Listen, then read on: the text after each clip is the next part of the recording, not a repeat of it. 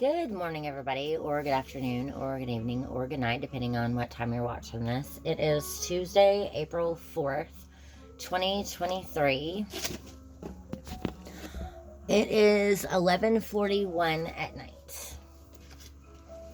This is part 13 of Daniel Steele's The Cottage, chapter 1.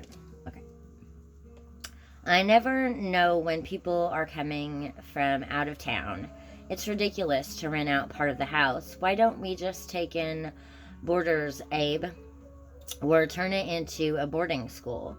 A finishing school, perhaps?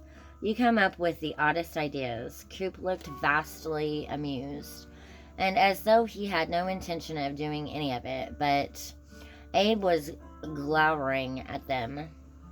I don't think you have a full understanding of the situation you're in. If you don't follow my suggestions, you're going to have to put the whole house on the market and sell it in six months. You're damn near bankrupt, Coop.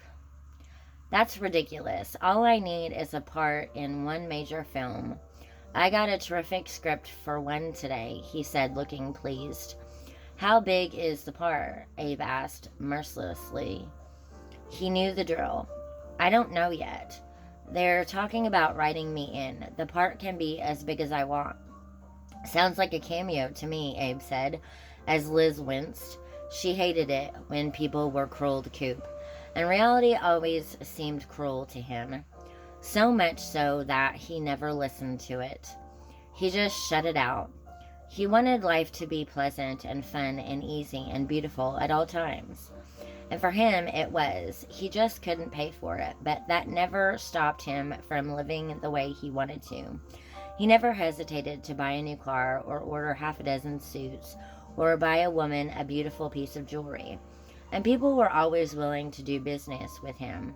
They wanted the prestige of having him wear or use or drive their things.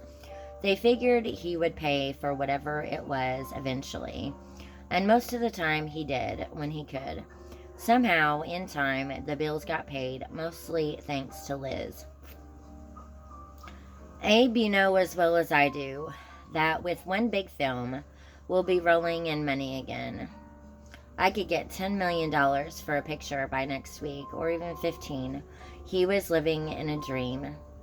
Make that one if you're lucky.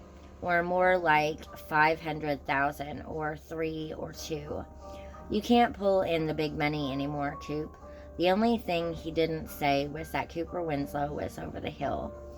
Even Abe had boundaries about what he felt he could say to him.